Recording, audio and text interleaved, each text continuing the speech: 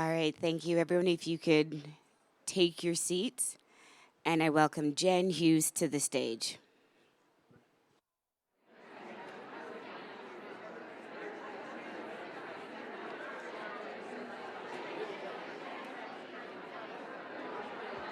Hello, everyone.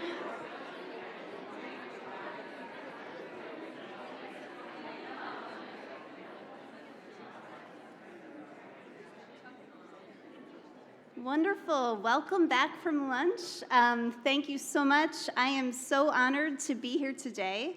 And just wanted to extend a special thank you to Matthew Clark and the entire team of the Design Trust. I'm so excited to kick off this session by really speaking a little bit about the role of arts and culture in building healthy communities, particularly from the federal purview. So I serve as Senior Advisor to the Chair of the National Endowment for the Arts, and I'm so pleased to be here on behalf of Dr. Maria Rosario Jackson, who brings her background as an urban planner and a long career in working at the intersection of the arts and community to the agency.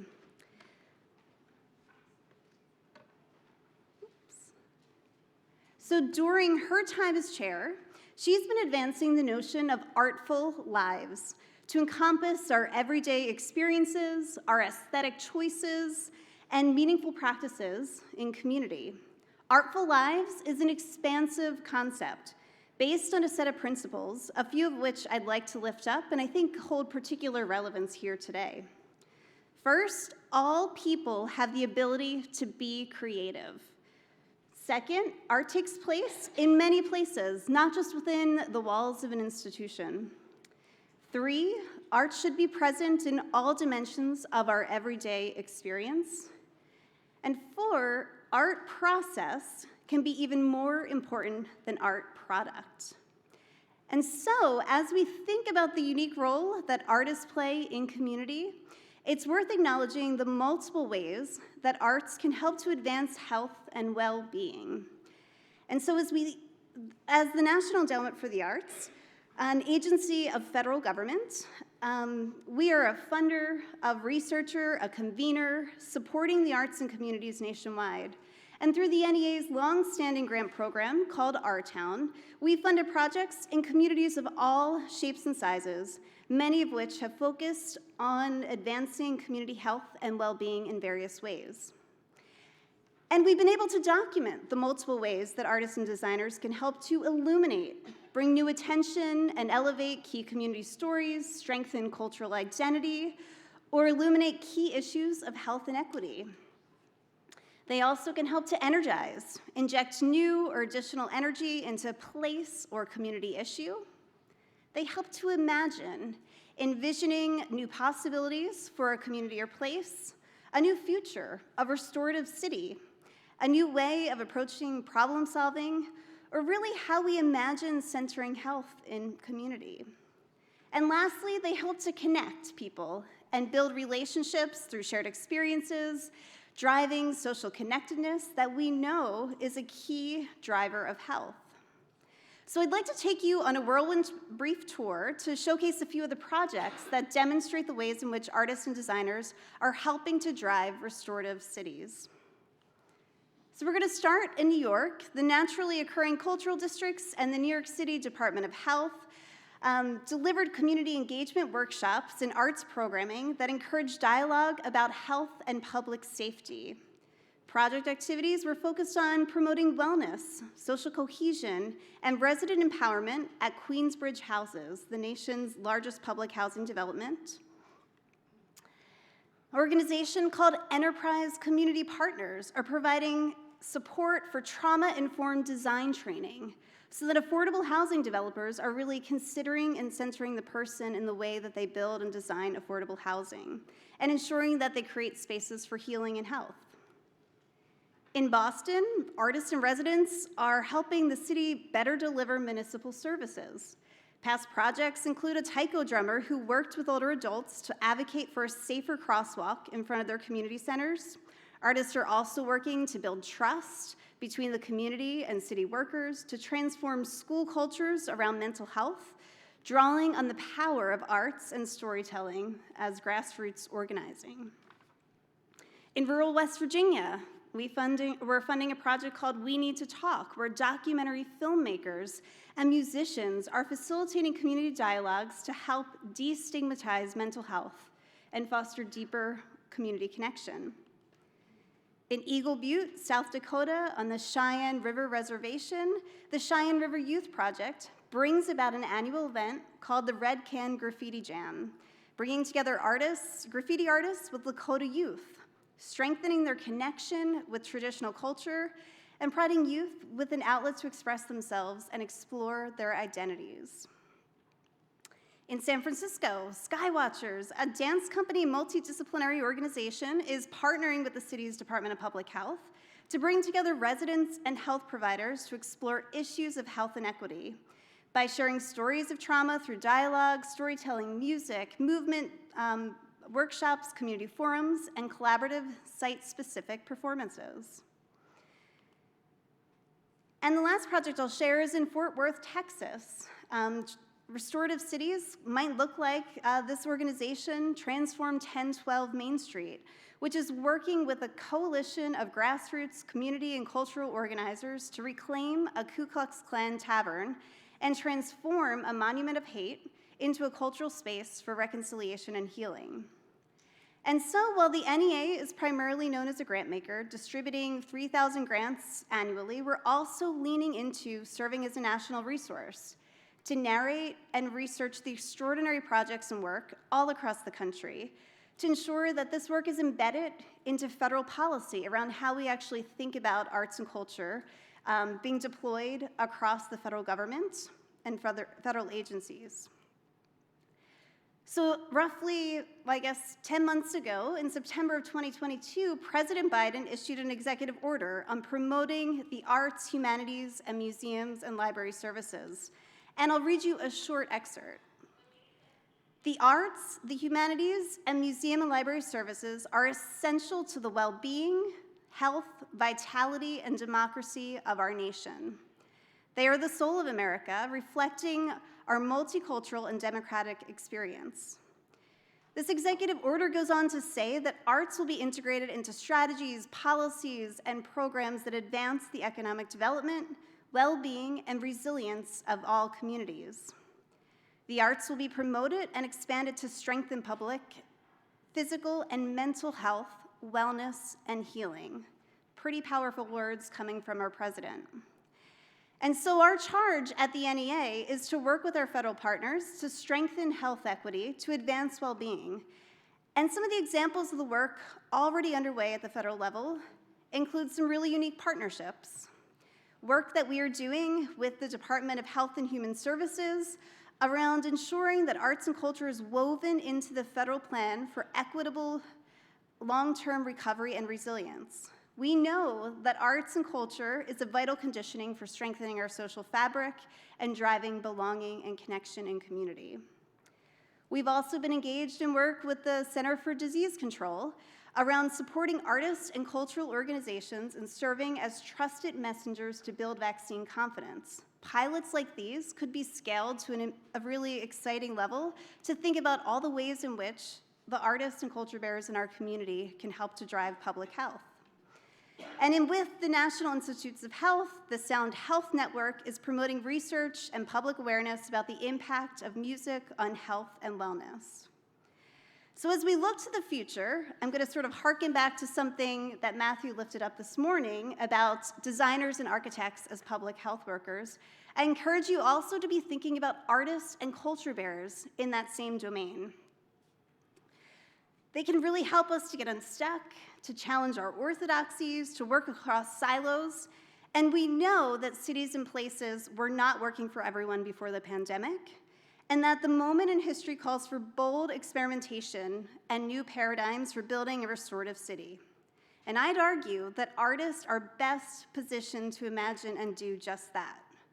So it feels really fitting that I get to now have the pleasure to introduce this next panel, really the next bold generation of cultural practitioners and artists. And so I'd like to welcome out this panel and start by introducing everyone.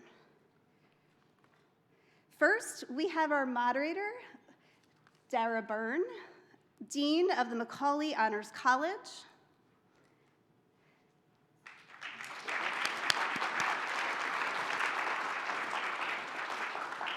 Next, Matthew Friday, Bronx acting ensemble participant at DreamYard.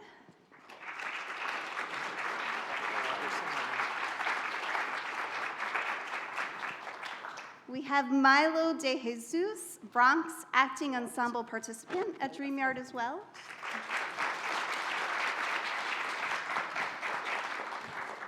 Brandon Bentner, studio assistant at Groundswell NYC.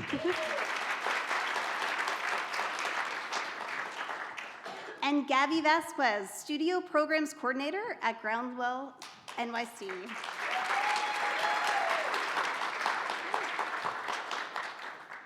Hi, everyone. Thank you for that wonderful and warm welcome. For our portion of today, we're going to start with a couple of questions. We'll have a wonderful conversation. You'll see that our panelists are thoughtful, they're extraordinary, and so experienced, and have great ideas about art and well-being. After that, we're going to open it up for questions from the audience. So I want to start with a question for all of the panelists, which goes something like this.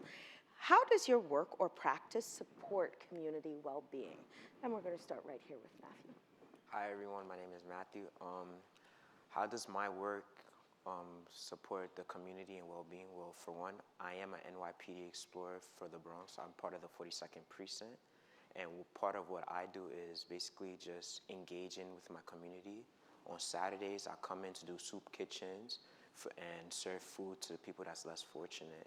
I really like to put smiles on people's faces who really don't have it, because I know in the Bronx, we don't have that much resources that we have here in Manhattan. And also like well-being, like seeing other people in a great well-being is just what a wonderful thing to say, because like not a lot of people get it from where I come from. So that's what I like to do, just engage and just put a smile on other people's faces. Thank you.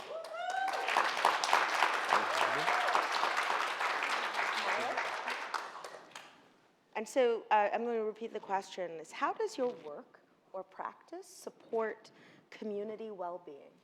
My art influences my community because I am an actor and I'm also a singer-songwriter. So I do a lot of things that is like for entertainment purposes. And I also work with film and video. I'm a film major in my high school. So through my art, I just love just influencing people and be able to make a message that will really change the way people see the world, and kind of just like also give them a distraction from what's happening in the real world. So I like having that balance of like just being an influencer, but also being someone that can really truly help and inspire people. So with my voice, I just want people to like have a message that they could really grab onto in their lives and really just sit with it and really just, really just listen to what I was saying,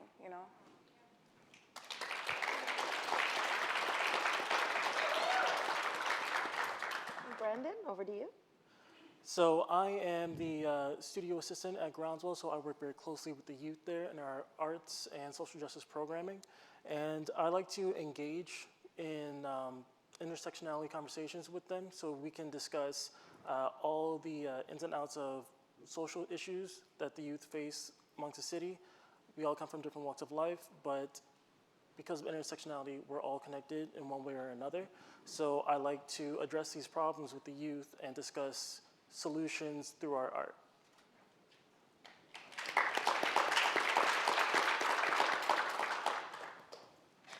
I'd say as part of my personal practice, beyond the work that I do with Groundswell alongside Brandon, my research has always held a focus on combating indigenous extinction myths in colonial history within the context of the Caribbean and the diaspora at large.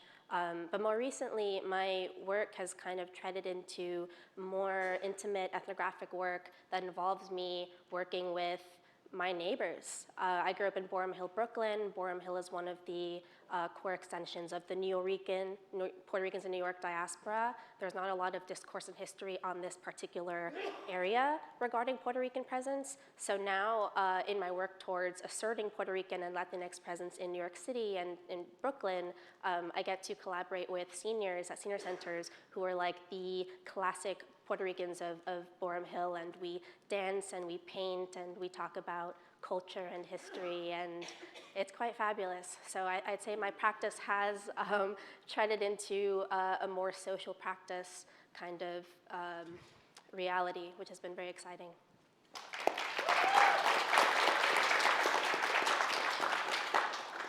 I didn't exaggerate when I said you were in for a treat. So as you think about the theme for today, Restorative City, Milo, how are arts and culture important to health and well-being? It's important to well-being due to the fact that it helps people with mental health and also allowing people to have a place to go to. For me personally, when I was growing up in the Bronx, I didn't really have a lot of places that I can go to just be free and be me and kind of like, just let go from school and work. So having a place that I can just go and do my craft, it was very, very important to me. And now that I'm older and actually do have a lot of resources that I found out on my own, I am a part of DreamYard for acting and also music, but I'm also part of the Roundabout Theater Company for acting, and I was also a costume designer for 2 summers. And having that in my life just really changed the way that I just saw everything, just because, I actually had a calling in life. And at first, I was just a little confused of what I specifically wanted to do. I know I wanted to be in the film industry, but I didn't know at what part, just because I did have a lot of social anxiety and a lot of stage fright. But once I got older, I started getting more comfortable with myself, and that kind of, really gave me that opportunity to really explore myself.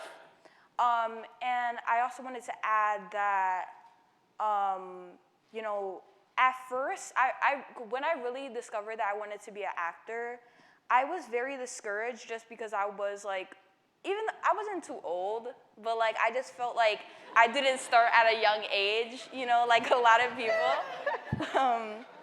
Because I just saw a lot of child actors from when they were 5 years old, and I'm almost 18, I cannot do this.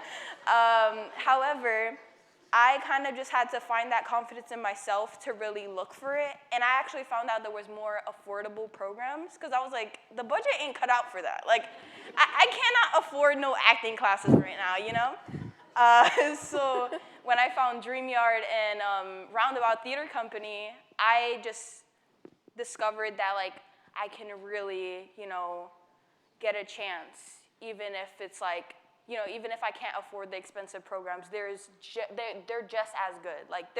They're so amazing, and I have learned so much from it.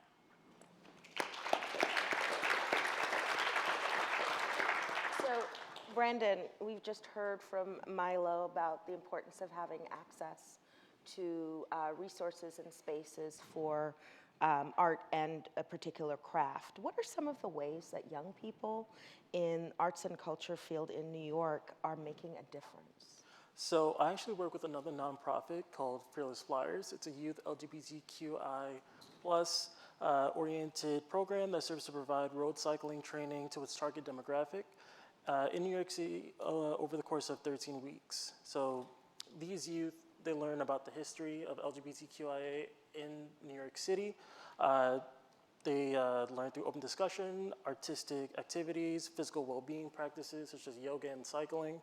And when they graduate the program, they do that with a better understanding of themselves, their physical capabilities, cycling knowledge, they get a free bike, and the opportunity to lead the next year of Flyers to continue the cycle of community education and uplifting.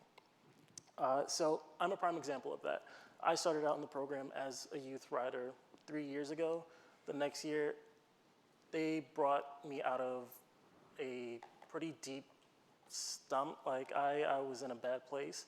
But they brought me out of my shell, and it gave me the initiative to return as one of their leaders. And since then, I've been sort of climbing my ladder in their sort of like hierarchy in their organization. And hopefully, I plan to become a coach one day for them.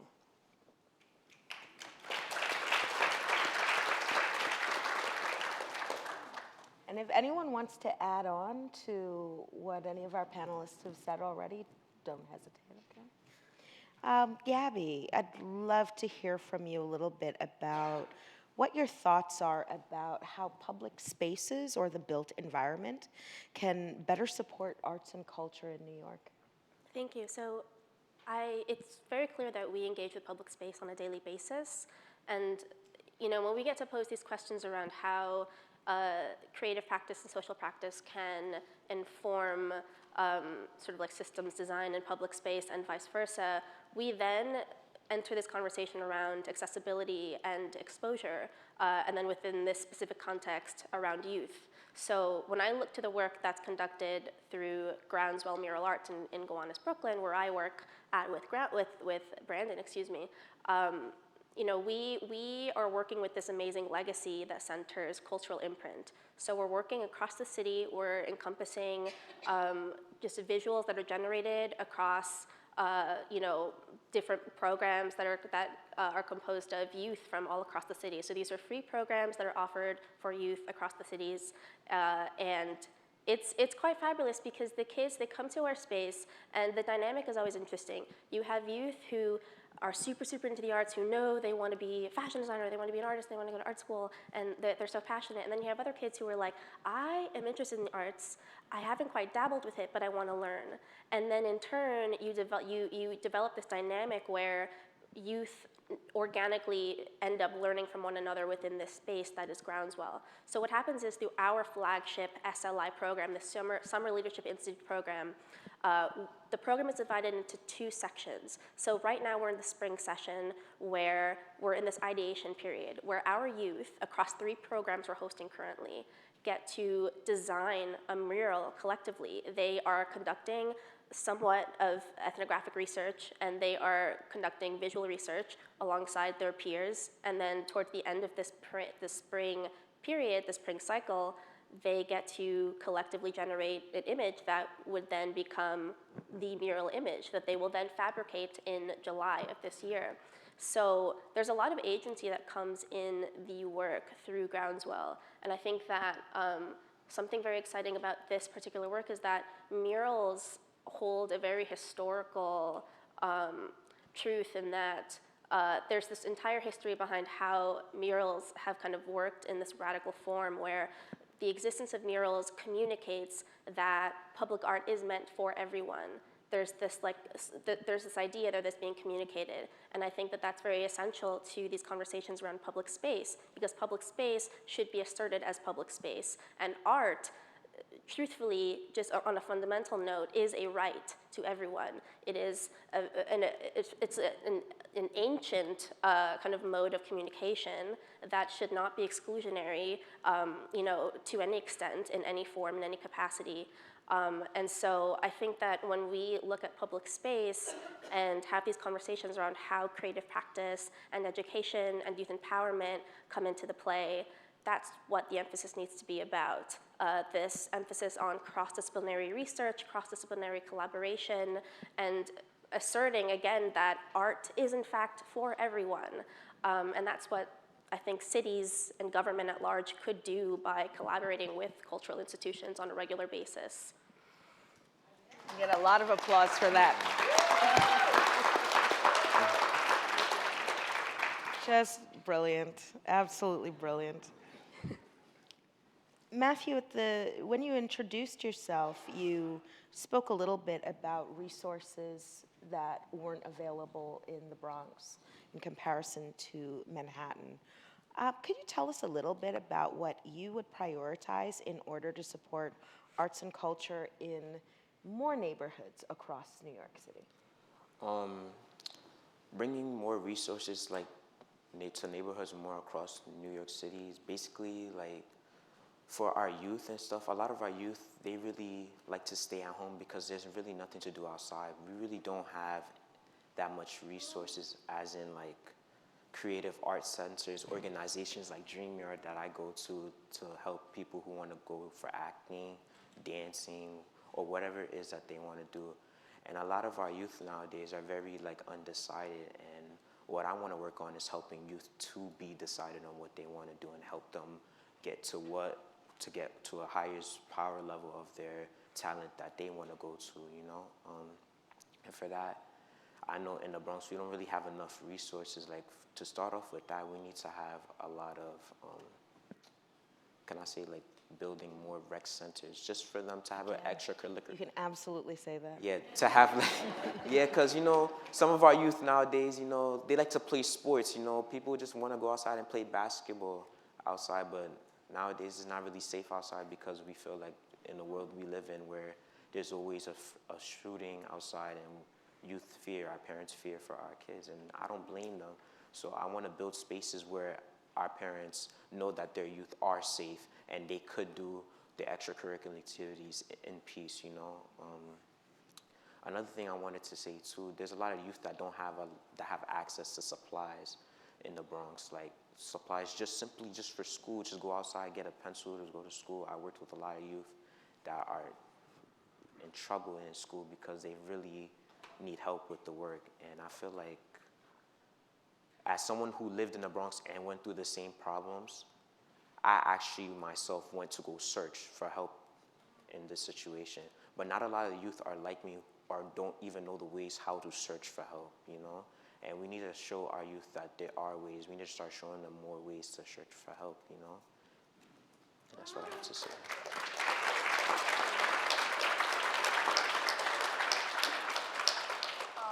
I would like to add on to that, and I agree with what Matthew was saying, because especially living in the Bronx, there's a lot of stigmas and stereotypes that, like, just because there's not enough resources, they have to go into like illegal businesses and just like things that aren't great for them, that, you know, could cause more harm than good. And it just feels like, especially in the Bronx, some people and some kids feel like that's the only way because they have no other choice.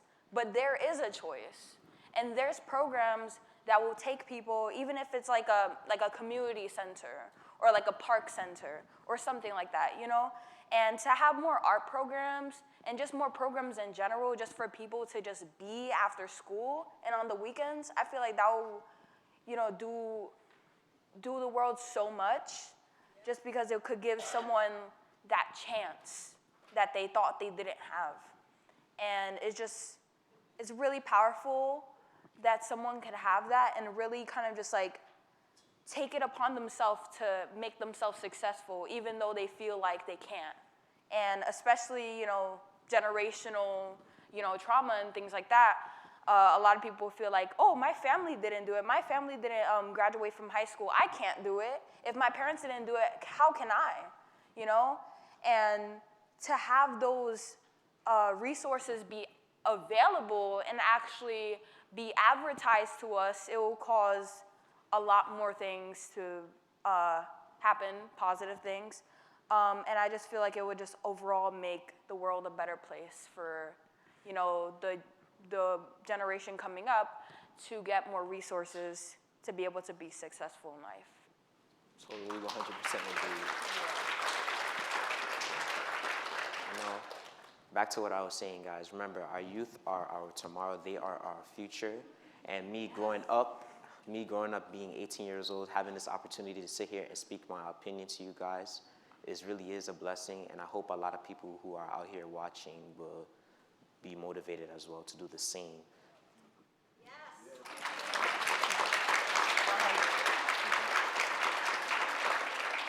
One of my favorite things ever is when I'm not actually needed in a conversation.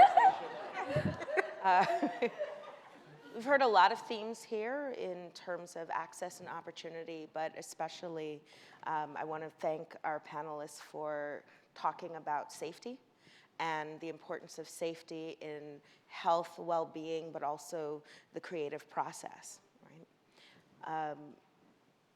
At this point, I think we could turn it over and open it up to questions, because based on the complete enthusiasm. I'm pretty sure you have some questions for our panelists. We'd love to have them. Oh, wonderful. Okay. Let's go with the first one. How does art and culture sustain you? And maybe you might want to give a couple of examples because as you've been speaking, really vivid, really powerful, and you're helping us to see the world that you're experiencing, and I thank you for that. And I encourage you to keep sharing your lens with us. I have an answer for that, actually. Art and culture sustains me because, especially someone that deals with, mental health and just physical issues, it's very helpful to be able to have an outlet. And before, it's like I didn't really have that, so I would just be sitting home, like just crying or whatever, or like doing things I wasn't supposed to do. So like to have a place where I can just be and forget about whatever's happening in my family or whatever's happening in school or whatever, like to have a place that I can just be and be accepted for once. It just feels very good to be able to go and to always have somebody that will have my back and really know that I can always come to these people. And they're like a second family to me. Thank you. And to speak to this, it really is an outlet, just being able to adorn a space or to design some kind of object and become really experimental, especially when you're not into running or sports. Getting out that like pent up energy is great when you get to just like draw very gesturally. And I do this when I teach the Saturday morning classes at Parsons with little kids. I don't know how it's possible that 7-year-olds are pre-college. But they're my kids, they're my babies on Saturdays, and first 10 minutes we have a warm-up free draw, and I'm like, they're very excited, and I'm like, okay, everyone, 10-minute free draw, you were getting your ideas out, and I tell them you have to like think more expansive. You need to like move your arm and take up space literally on the paper, on the surface. And I think that helps them get their ideas out. And then they start thinking about the little projects that they're gonna do during the multimedia period, as we call it. So that's like the final hour of class where they can work on any project they want once we get through my lesson plan. And I just think that, on their end, I think that being able to be in a space where they can express themselves can sustain them. And then from my perspective, I feel like my practice is being sustained by teaching and sharing things that have been taught to me by my mother, who's an artist, who taught me to think and work gesturally, to really take up space literally, and within the context of arts, but also, literally, just like in life, doing things, taking up space. Can we get a round of applause for them taking up space? Every time I look up, I see more questions. Yeah. I'm going to try and remember some of them. There was a question for you, Brandon. Could you repeat the name of the organization, the bike ride organization? I did see that. I'm so glad you took a minute to take that. So the organization is called Fearless Flyers. It actually falls under a parent organization called Outcycling NYC. Did you get that? Great. Okay, there was a question. The old heads in the room want to know what they can do to motivate your peers who might not be as motivated or excited about the kinds of things that you're talking about. How can they collaborate and support this kind of stuff for more? I think the most important thing to do for someone that isn't motivated, just because like I went through that for like, I still go through it actually. I was gonna say the majority of my life, but I still go through it. But I think just, you can't really do much to fix the problem, which sucks, and yeah, but you could just, put out the opportunity to be a listening ear and kind of just like show you're there. And you don't have to do anything too crazy, just kind of just show your presence and really just, be that listening ear, because I feel like you know, especially when I was going through things, and I still am, like, I love when people just want to listen to me. And it makes me feel really heard. And I just feel like when you have that thought that, like, nobody cares about you, you will get more, like, you will shut down more. So kind of just, like, putting that out there that you're going to listen to them and that it's okay to feel the way you feel and it's not wrong. It's valid. And just, you know, no matter what happens, like, you could have these opportunities if you like, but it's up to you to take them, you know, because at the end of the day, it's your choice. And even if you choose to be in an art program or if you don't, like, I feel like it's okay either way. So just putting that out there to have that opportunity is kind of just something that could really make people think about it and just really choose how they feel, you know? Yeah, and to add to that, I mean, I'd say I think that it can be really intimidating thinking about what it means to be an artist and the pressures that come with having to create this mass scale piece. That doesn't need to be the case. I think that in helping people find motivation to join creative projects, I think it's always great to start small and to kind of you know, get them thinking, oh, what's like a small fragment of an idea, some kind of visual that you would want to contribute to a larger collective visual.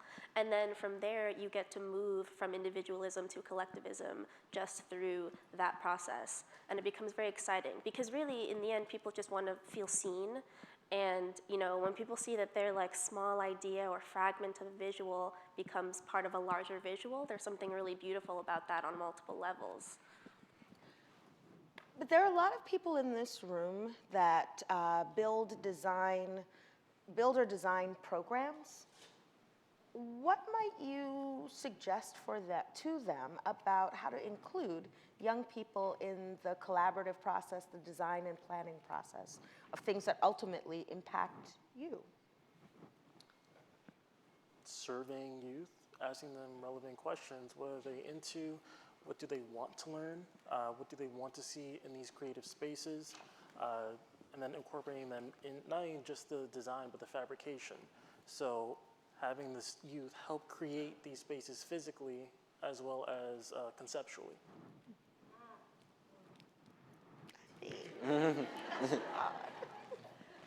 I think there was a question for me, but it went away, so I don't know how to find There's that. a really great one here. They're all great. So there's a really great one here about what are the spaces where you feel the most creative? What qualities do they have? Safety is vital, but what else? I would say being around folks that you're comfortable with. So for me, my most creative space can be any space so long as my friends are there. The people that I can create with, who inspire me to create and who I can bounce ideas off of. So having people that you're comfortable with in those spaces is essential to getting the most out of the youth. Matthew, you're mayor. What changes would you make? You're listening to your peers speak. What changes would you make? If I was the mayor of New York City, the changes that I would make was to first off spread most of our funds to less fortunate neighborhoods, but also think about the youth, like going back to what you're saying, more like if we want to get the youth to participate in stuff, we should be participating in it with them. I feel like youth are motivated when they see the adults participating in it as well. And that's how it causes a chain reaction where the youth are, okay, I see you're participating, I'm a participate too, you know what I'm saying? And as the mayor, you always want, if you're a mayor, I feel like if I was the mayor personally, right? I'll be more hands-on, always come in and talk to the citizens of New York. You know what, I love it here, you know? Milo, you were mayor. You've heard your peers. What changes would you make? I will 100% add more art programs, especially to the Bronx, because like Matthew was saying before, there's a lot of opportunities in Manhattan, and not everybody has access to Manhattan, and not everybody has the money for things in Manhattan. So just making more affordable or free options, actually, more nonprofit organizations. I feel like that's a very good idea, just because like, I feel like with nonprofits, like it feels more like a community, because like you're really choosing to be there. You know, like you really want to help your community, and I would love to be a part of a nonprofit. Like, so it's like, I don't know, maybe I'll make my own. Who knows? But yeah, just adding more nonprofits would be amazing. Mayor Brandon? So I would start with an overhaul on our city's like public transportation infrastructure, because let me tell you, I don't drive, I ride my bike, but when I gotta take the train, it's a pain every day of the week. So overhauling that, making sure that it's more accessible to folks in the city. I mean, we're starting to get there, but we're not getting there fast enough. Honestly. So making it more accessible for folks to get to these nonprofits, these like rec centers, these places where they can go to create and be their authentic selves. Mayor Gabby? Thank you. Two things. So firstly, I would remove aspects of poor design, like those non-bench benches and to be spiked platforms under bridges that are, you know, clearly falling under the umbrella of anti-homeless architecture, because I think that those kinds of, you know, those kinds of designs, beyond just the context of the unhoused, at large communicates to people that cities and the public aren't for people, and that's not the truth. That's not what we want to communicate via design. Design is such an incredible tool. Why use it for evil? Honestly. And the last thing I wanted to note was that, and this is more of an anecdote, Groundswell partners with STAR's Citywide Initiative, Citywide Girls Initiative, which is a nonprofit organization that's composed of 10 nonprofit organizations. So as mayor, I would really fund those coalition-based kind of organizations that are creating opportunity for youth across the city completely for free. STAR CGI, that's the acronym, essentially their work caters to young women, girls, NBs, and femmes across the city, and they held this week-long event called Self-Care Week not too long ago. It was in March, April, around that time, and I had the pleasure of facilitating a workshop where the activity was for folks to come in and to curate and design their seats at the table, both in a literal sense and a metaphorical sense. It was very beautiful. People were coming in, we had markers, colored pencils, and everyone was like doing these little type drawings. And I'm like, no, you need to take up space. You need to like do these big line drawings. I was like, make it beautiful. And we made it beautiful. But I think what was super compelling about the structure of Self-Care Week was that Self-Care Week activated the city at large. So we were working solely from community centers across the city. So one day we were at the Lower East Side Girls Club. One day we were at the Armory in Harlem. One day we were here. One day we were there. And it was all like public spaces that are already asserting the importance of community and social awareness and inclusivity. So I think that was very cool. So we're almost at the end of our time. I think we can sort of squeeze in one more question, and I love this one here about what's your favorite New York City public art and why? I'll start off. I'll say Basquiat, because I like the idea of the crown, and he always adds it to all of his pieces. And not only that, his art always had meaning behind it. That's what I'll say. Thank you. I like any statue. I love like those abstract statues that be in Manhattan sometimes. It's pretty cool. 'Cause it's like, it's so random. It's like It's like, why do you just have like bricks standing on top of each other in the middle of the street? Like, I don't understand. But yeah, it's just very cool just to look at, and especially like the landmarks like that, you know, people just take photos by and you're like, oh, I know where that is. I've been there like 10 million times. But yeah, I just like statues in general. It's very cool. Andy? So I'm gonna come in here with like a little bit of bias. There is a mural in Sunset Park. Lead artist was Raul Ayala. He's a fantastic artist. I was a youth artist at Groundswell when I helped him fabricate that, and it was a very transformative year. It was my first mentorship role, and so that piece will forever like remain in my heart. Like I can go there, I can look at it. It's super long. It's on the side of like a meatpacking building. It's like probably my favorite piece in the city. Yeah, I'm biased too. My favorite mural is a mural that was fabricated last year during our summer program. The program was called Voices Heard, so it's for our young women and girls, and they just fabricated an incredible mural that's off of Wyckoff Avenue in Bushwick, and it's just so sick. It's massive, and there's so many gorgeous elements, so many elements of storytelling, and it feels very intimate. So like from afar, you're like, oh wow, that's a big image. But then like if you really kind of look at it, there are these little bits and pieces where you can see, oh, so and so talked about this during the spring sessions, during the ideation period. So I have like a personal connection to it because I recall what the ideation period was like, and how, in turn, these visuals came to life on paint on a surface in Bushwick, far from the Gowanus studio. That's a close second for me. Yeah, Word. that one's great. As you all can see, our panelists are extraordinary. Yes. I'd love for you to give them a round of applause.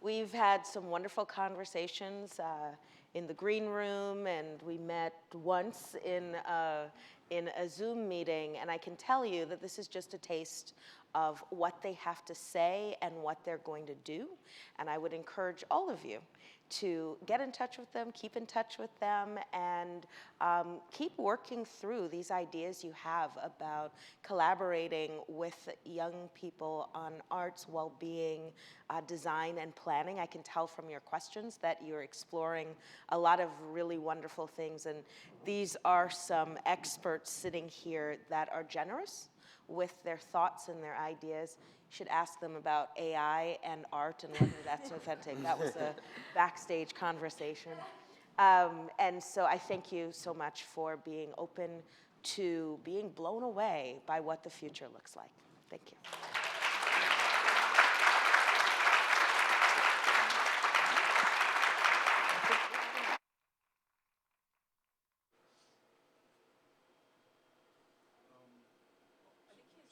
Oh, he's muted. This is my first time of like speaking, so I'm just like, I was so nervous.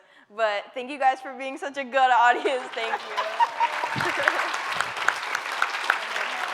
All right.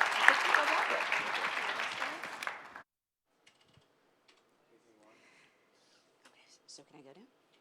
Okay. Thank you very much. Now welcome Sade, Lythcott, and Jonathan McCrory to the stage.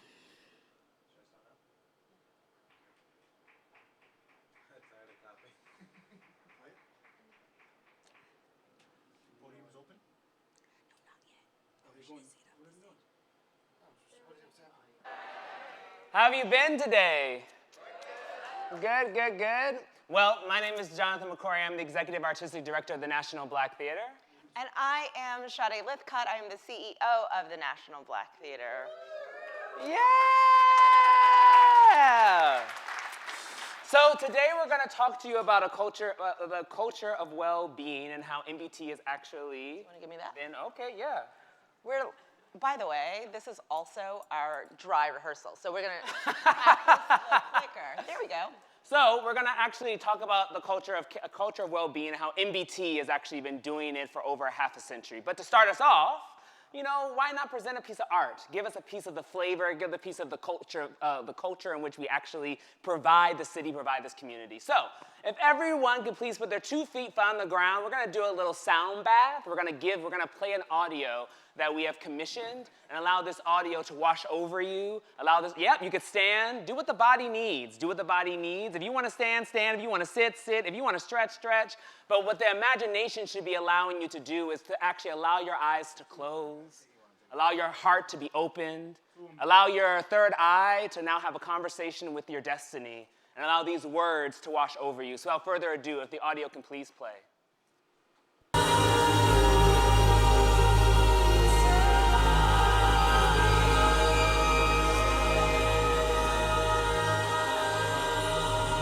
What do you do when you've spent your whole life walking towards freedom? And one day you find it. What do you do when you get there?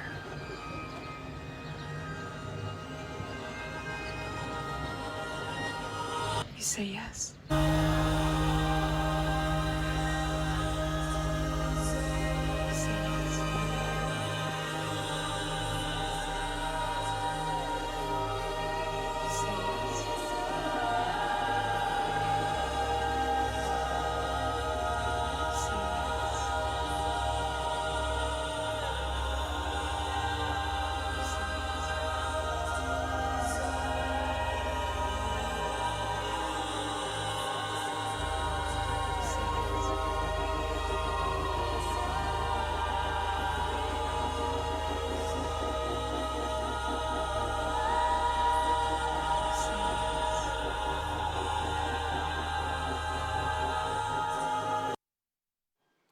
That piece was by Holland Andrews.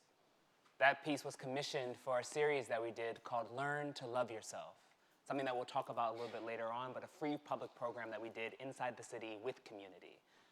What is the importance of the commission is because it allowed for a slogan that our founder, which Sade will talk about, Dr. Barbara Antier, believed in so fervently. If you don't learn to love yourself, what can you do? The quest for actually healing a culture, healing a community, is not asking it to look inside of oneself and fall in love with themselves, to then fall in love with the community. What are we doing, and what are we doing as a culture? Thanks, Jonathan. So that meditation was a part of a larger commission of 5 sonic landscapes that we did as a silent disco. One channel was a live DJ, and the other channel were these affirmations, meditations. They happened under Uptown Grand Central, the largest transportation thoroughfare in East Harlem. But a way you can imagine to escape from the pressure, the oppression, the sounds, the noise. That meditation happened in the heart of East Harlem. And that is the work that we've been doing at National Black Theater for so very long. There's a quote that we often lean into, which Holland's meditation really lends itself to, which is, storytelling is a portal to change. It is the most powerful medium on earth because it gives you direct access to people's hearts and minds. And when you can change the hearts and minds of people, you can begin to shape the way people perceive themselves, their communities, and each other. Storytelling fosters empathy, curiosity, and compassion. As a result, art and artists occupy a critically essential place in our society. They have the inherent ability, through their practice, performance, and pedagogy, to help heal and, as we could see in that short soundbite, harmonize, fostering a greater sense of well-being, creating collective experiences and narratives that become the catalyst for changing our lives, our social practices, and ultimately policy, which can and has changed the world. So in 1968, Dr. Barbara Antier founded the National Black Theater. She was a maverick artist, entrepreneur, who started theater as a subversive experiment in how to heal a culture. The principles of National Black Theater are really the building blocks of how you show up through community care and using the lens of storytelling to change the outcomes of our community and the people in our lives. What you're looking at right now, and there'll be a series of, just so you know, we're going to go through a series of slides that really outline some of our programs, what we consider holistic producing. But what we wanted to do, because Jonathan and I are relatively new, we've been at National Black Theater since 2008 and 2012, really was to ground what we're going to talk about in a long history of the work that National Black Theater has been doing, starting with our founder. So what you're seeing in this picture is, yes, 2 African elephants walking 125th Street. This was a program we called Healing Hands Across Harlem that happened in 1991. You know, the proliferation of crime, of drugs, of all of the kind of headlines that East Harlem often gets isn't reflective of the rich cultural community that we live in. And so in our subversive way, we're always trying to create free public programs that reflect the true majesty of our people and our culture. So Healing Hands Across Harlem was an audacious free public program that brought public school kids from East and West Harlem to join hands in a love chain, as Dr. Tier would say, from river to river.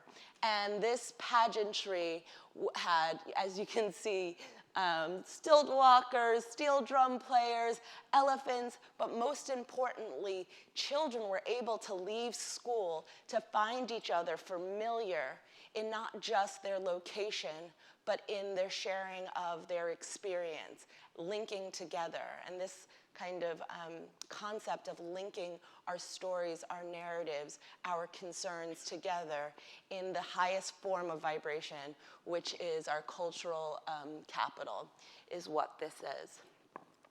And this leads us into one of our programs, 125th and Freedom.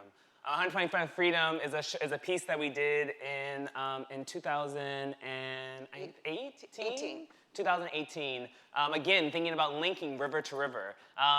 Work by Ebony Noel Golden, where it was a 5-hour durational piece in 18 different sites, taking and animating those 18 different sites for free and public programming, where we actually did this premise. If Harriet Tubman was alive today, this was Ebony's thought or idea that she was trying to scratch at. If Harriet Tubman was alive today, how would she free her people? How would she free a culture? How would she free a humanity? And so what you're witnessing is a processional, another kind of processional done by another artist that we have been nurturing. And from river to river, so if you go all the way to the east side, the people who know the east side, this is where the highway is. And then we went all the way to the west side, and really having a durational process that brought over 4,000 audience members for over 4,000 audience members to 4 public programs, and also hitting 19 different sites throughout those 4 different performances.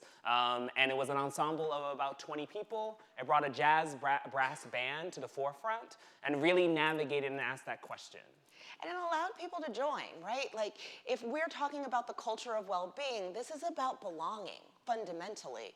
And when you can, you know, when there is no boundary for entry besides joining, for maybe 1 block, 5 blocks, some people did all 5.5 hours, where you could see yourself in some of the most considered blighted areas in East Harlem, teeming with energy, teeming with music and sound.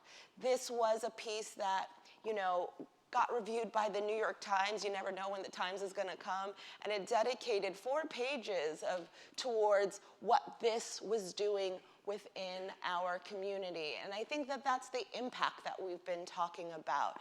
If you meet your community where they are, not with the with the perception that you have something to give them, but that you are meeting them where they are to amplify who and how they are in ways that perhaps they haven't considered about themselves. You actually get to see those seeds of well-being sprout in many incredible ways. And so then we did Summer of Joy, another public programming, when we started thinking about what does it mean to come back after the shutdown, in the midst of the epidemic that is still raging on. What does it mean to create a culture of care in that instance? So we partnered with the Public Theater and as our partner in that one, and we were able to go to all 5 boroughs doing site-specific work. And what we did is that we uplifted a beautiful text by Adrienne Marie Brown in her Emergent Strategy book, utilizing this idea that you may be excellent at loving. What does it mean to be excellent at loving? And utilizing her quote around grief and her quote around grief being gratitude as a way for us to really illuminate and have this conversation, and allowing for community members to read her text out loud, and then having the community have a conversation around her text. And what you can see through some of these public programming is, sure, 125th Street looks incredibly elaborate, but we wanted to point out, our tables at our Summer of Joy were bubble guns, chalk, and you can see all of our volunteers are masked because it was at the height of the pandemic, but that it doesn't cost a lot. It doesn't, but what it does take is a lot of commitment and an ability to be active listeners to the needs of your community, as opposed to making assumptions about what community needs. And a lot of the work that we do starts with active listening. We actually come into many communities with a blank slate. We don't think it's our job to say, and now we're going to talk about X, Y, and Z, because what we found that what was needed in the Bronx was very different than was needed in East Harlem, which was very different than Staten Island, and that not one recipe made every location feel seen, safe, and as we like to say, sacred. And then just to uplift just really quickly, for this, we had each person who came write on a piece of fabric. What does it mean to fall in love with yourself or be excellent at loving? And we then had a quilter actually quilt a quilt from all 5 boroughs and actually turn that as an actual public art piece as a representation of what was able to be possible. And that lived on display in the Public Theater for some time. One of the concepts that we won't have the time to really go deep into because we're almost up with our time is everyone talks about a community of care. People talk ad nauseum around self-care.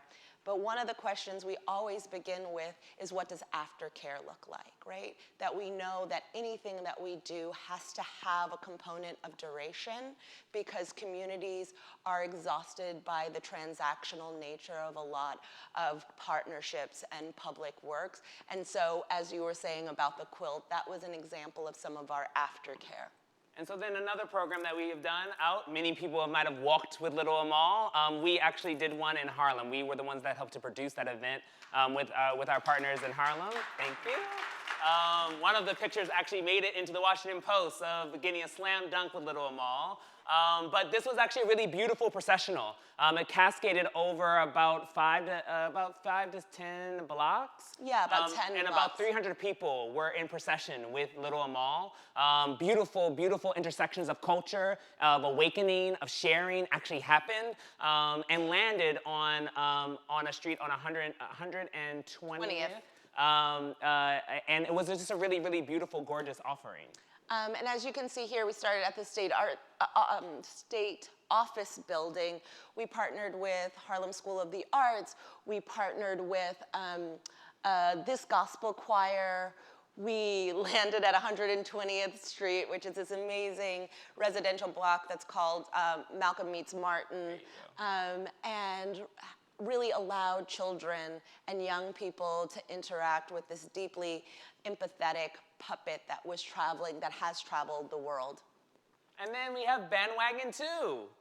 So the bandwagon was something that we did with the New York Philharmonic, also at Marcus Garvey Park. Jana. Yes. Jana. Again, something that NBT has been really apathetic and really active about is what does it mean to reopen culture? What does it mean to share culture in the wake of an epidemic, in a wake when we were basically not able to be connected? So a lot of this free public programming for our stance is a way for us to re-energize a connectivity with our community, also in the wake of our capital redevelopment project. So NBT is in the process of rebuilding our cultural home on a build which our founder bought on the corner of 125th Street and 5th Avenue, and that has allowed us to do a program called NBT Beyond Walls, where we actually go, we take the premise of it is taking the beautiful juju that NBT has actually been storing and housing for over a half a century and sharing it locally, nationally, and internationally through these kind of intentional engagements.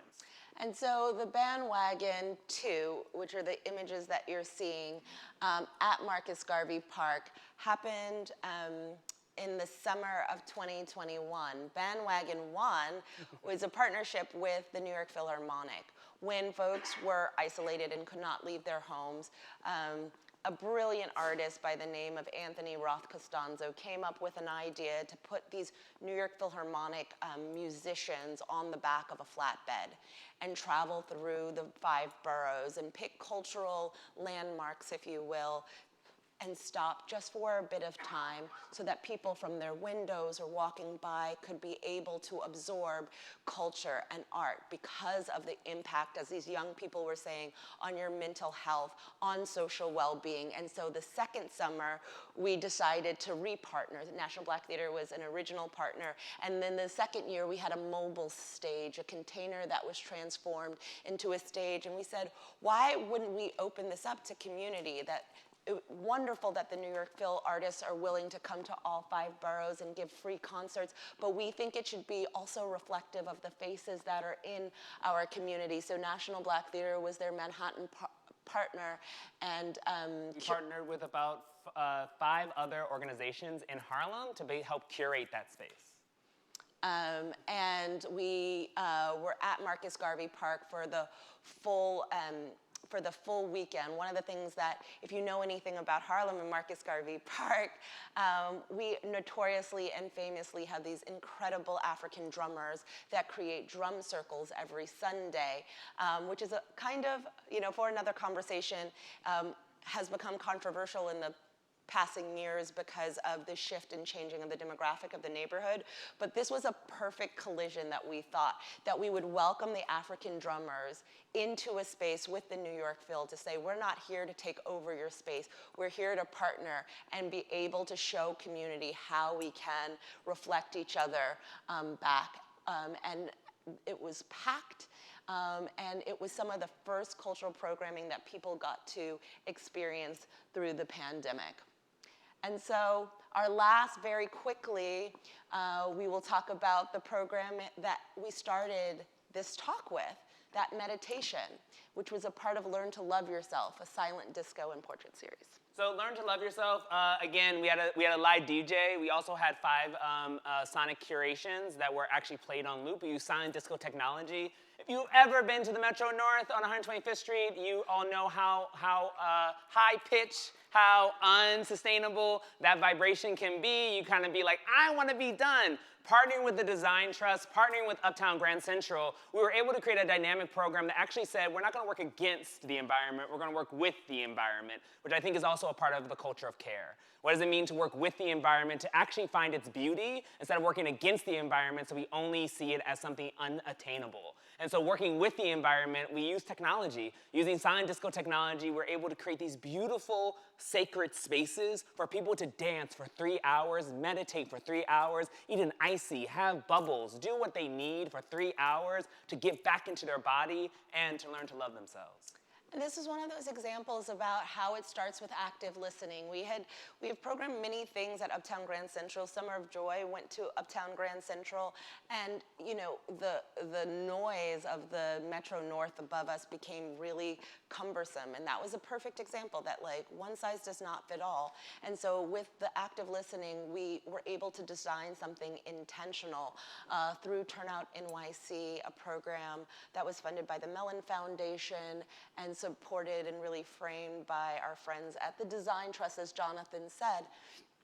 And this became the happening of New York City. Time Out wrote about it every single weekend, that this was the place to go. It offered our community either the ability to dance or to sit and listen to these meditations. In our partnerships, we also, we partnered with positive workforce development, so that all of the folks that were employed and servicing this area were from the community, were trained through positive workforce. But we didn't want to stop there, right? A lot of public programs can feel really ephemeral and, like we said, transactional. It happens one summer, no one comes back. There's not funding to be able to continue to do it. And so one of the things that we were really adamant about is two things. One, we want to get as much money to as many artists as possible. So we saw this opportunity as an incredible commissioning opportunity. It was the sonic landscapes, it was the DJs, but also we decided to hire, to commission a set designer to create a backdrop for what we, I'll come back to this, create a backdrop for portraiture. We feel like the way that society views us is not the way that we should be viewing ourselves. So if we could create lasting memories, if we could reflect back the mirror as we see ourselves inside of ourselves, that we can show our community just how rich and how beautiful they are. So we also commissioned, how many photographers? 5 photographers, a set designer, and we took free portraits and gave them away free to all of the people who sat for their portraits so that they could have it for posterity. We also brought free ices for a community. And as you can see, the kids are listening to the silent disco while having ices. This idea of the intersectionality of high and low, meeting community where they're at. Yeah, and I think ultimately to round us out is just like the simple fact that through all of these programs, hopefully what you're witnessing is what happens when you deeply listen to what a community actually needs. What happens when you actively put in an investment? As Sade will say, the moral document of your budget is actually given to where the heart is needed, where the need is needed. And what happens when you also think about aftercare? And hopefully we'll be able to talk to you about that next time in another form or another apparatus. But what does aftercare truly look like? How do we do that? And how do we make sure that free and public programming like this is sustainable? And that we're able to make it build and expand. And I think that as policymakers, as culture bearers, as people who are doing policy work on this on a day-to-day basis, we actually lean on to you all to help make sure that our work can be amplified and not diminished, but actually be given the foundation to move itself forward. So thank you so much for listening.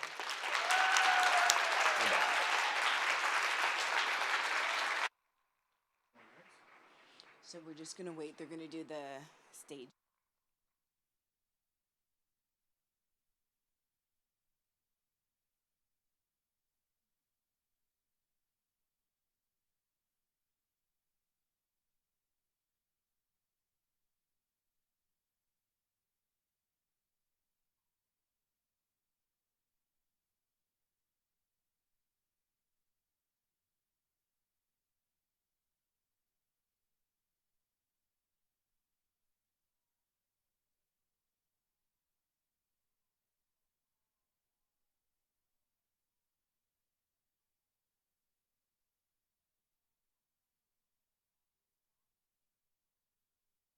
Okay, please stay seated, and we have our next performer, Kendra Ross. Please join me in welcoming Kendra Ross.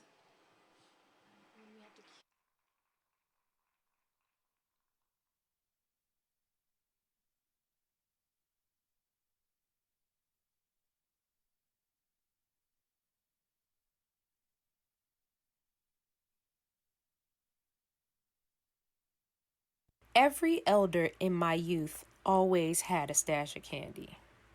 In a bowl, a purse, a random pocket. I never understood why and where they would pull this candy from. It's like there was a secret wise person initiation happening somewhere. And after getting to the other side, you got an unlimited stash of candy. But now I realize these were their magic potions. You see, every time my grandma wanted to share a lifesaver lesson with me, I got candy. Even when my grandfather, whose teachings were the opposite like salt and peppermints, I got candy. Whether I got the lesson immediately or not, the sweet morsel made it stick. Sometimes they landed like Hershey's Kisses, and sometimes they made me Snickers. But I remember them. The best is when I got these treats without a Riesling. And even when the advice was a bit candy corny, or they were comparing apples to orange slices, I still carry it. They have become my constant mentors, giving encouragement and guidance. It's kind of like when my grandma taught me that God is love. Whew, that was a hard one. 'Cause doesn't it piss you off when you're looking for the definition of one word and the definition of that word contains another word you don't understand? Like, what the heck is love? I guess I'll spend a lifetime trying to figure that one out. Or maybe that was the point. Or maybe they tell you in the old people initiation. Either way, they sure were smart. And even when those lessons were hard, they were still sweet.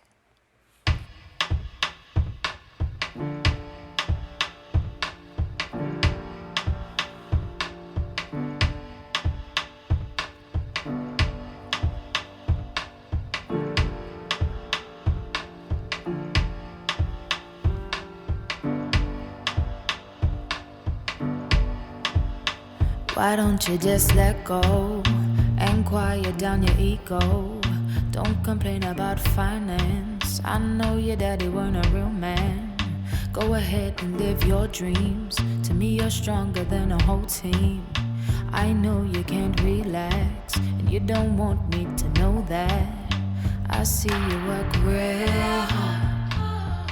You wanna help your friends, but trust me, baby, you don't owe them. Don't take on people's problems. I wanna see you smile, even when you think I'm angry. It's true, it might take a while, but it's between you and me.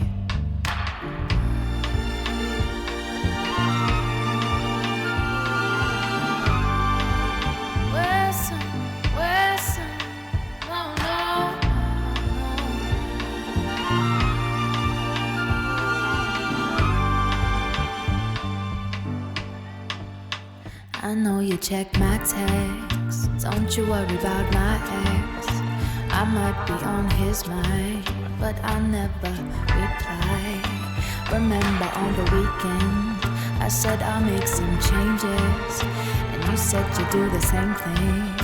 And I don't wanna fight my king. I held you when you was weak. You caught me on my knees. Don't pressure me for some kids, and I won't pressure you for marriage. I know it's never the right time, but we gotta do things on our time.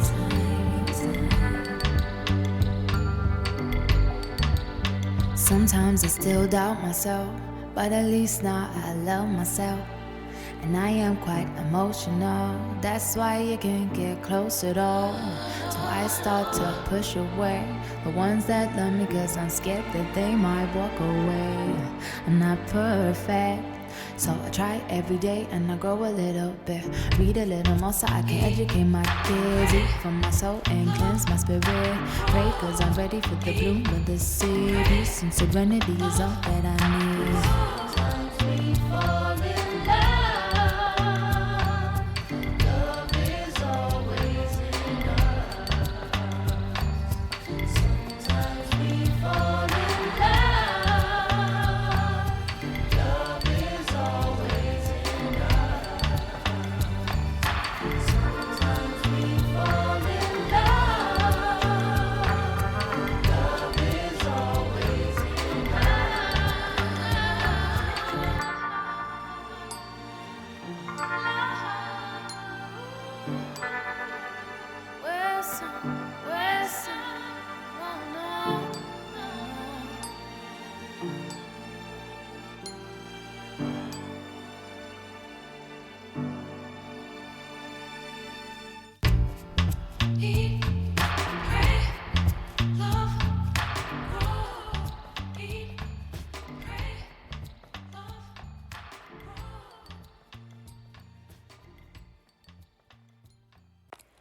Don't sit with your legs open like that.